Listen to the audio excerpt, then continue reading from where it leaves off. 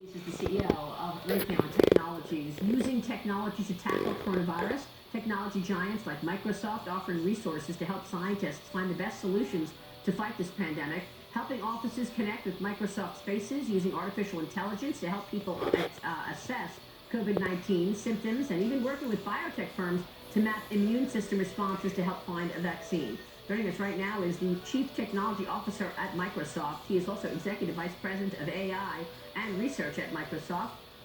Kevin Scott is here. He's author of the new book, Reprogramming the American Dream.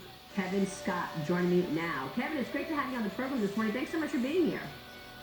Hey, Maria, thank you so much for having me on. Congratulations on the book. You know, when I first started reading the book, it was all about really one of my favorite subjects, and that is AI, and I enjoyed it very much. Ordinarily, I would talk to you all about how AI is changing our lives and changing business, but let me start with the coronavirus, putting a strain on rural communities, not prepared to just, quote, work from home. Some parts of the country don't have the same tech infrastructure like broadband, internet you see in urban areas like New York or Seattle. How are you and your colleagues at Microsoft bridging that gap? Well, we have a bunch of things that we've been working on for years. You may be familiar with the rural broadband initiatives that we've been driving, our airband program, where we know that we have 25 million people in the United States who don't have access to high-quality broadband connectivity. 19 million of those people in rural and sparsely connected, sparsely populated parts of the country. So we have developed technology to help use unused television white space to cheaply bring wireless broadband connectivity into these communities. And I think you can see from the COVID-19 situation that we're in right now that connectivity is more important than ever. Yeah, it sure is. So that's going to bridge the gap between the big cities and rural communities like yours and Dagan's home in Virginia. I know you know Dagan McDowell very well. We bring Dagan in right here. Dagan. Kevin, just for the viewers' point of view, like we grew up in neighboring towns, and Kevin is essentially a member of my family. Kevin and my brother are best friends since childhood.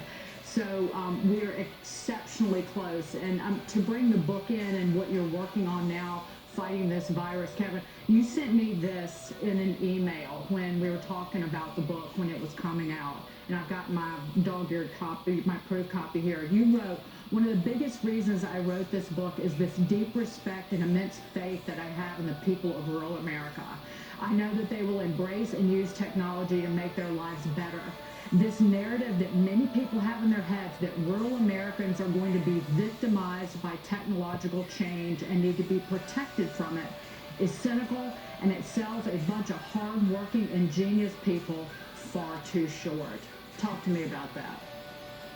Yeah, when I started writing the book, I had a set of my own preconceived notions in my head about how AI was going to impact jobs in America and the global workforce. And at the beginning of the writing process, I went back home to Gladys and I visited Brookneal and like these this community that we grew up in.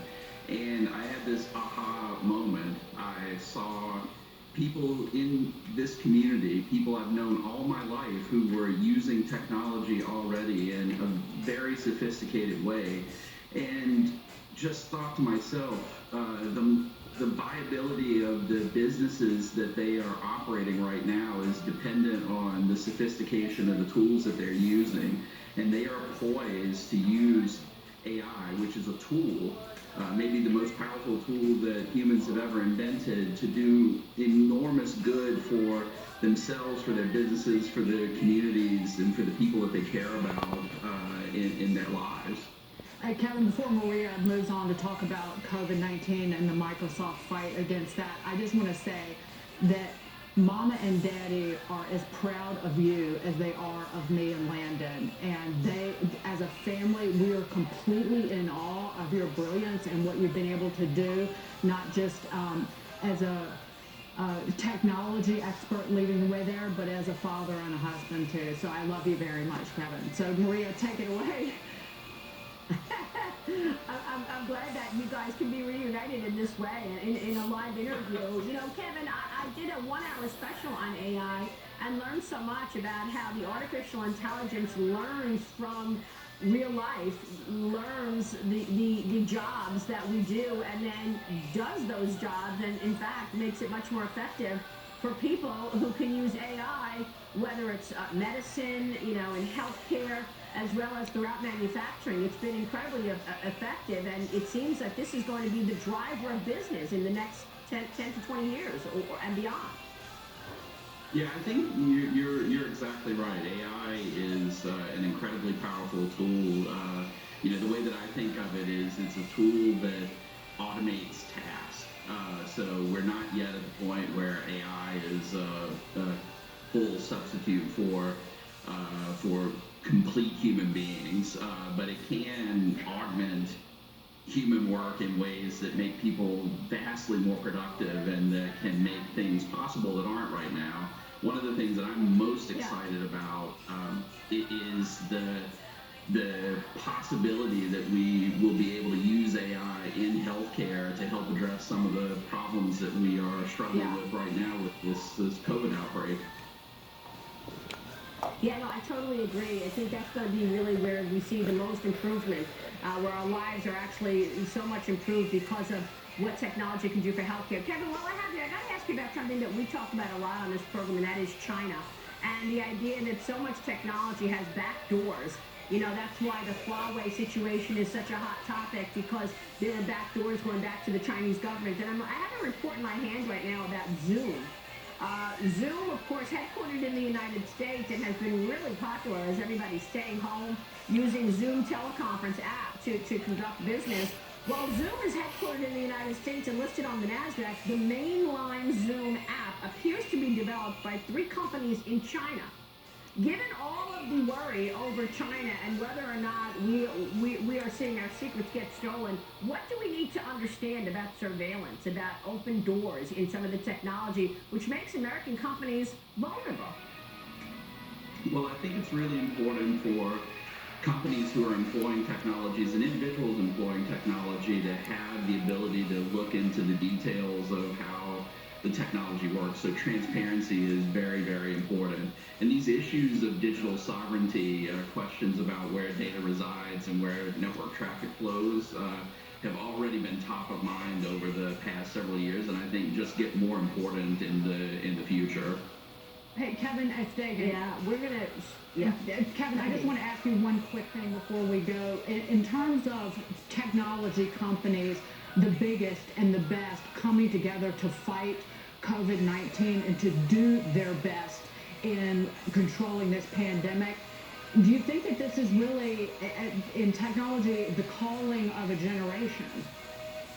Yeah, I think so. One of the things that could very well happen as a consequence of this is that you see more collaboration and cooperation. I'm certainly seeing this right now with the scientists and the public health professionals who are right there on the front line trying to get us back into a good state and to fight this horrible disease.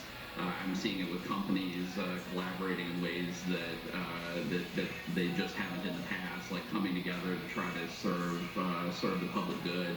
And it may be the case that COVID-19 actually spurs a renaissance in investment and innovation in the biosciences and biotechnology. It could be that we come out of this with a set of innovations and a trajectory that makes our future better in the same way that the industrialization that came from World War II has formed most of the past 8 decades of development in the Western world.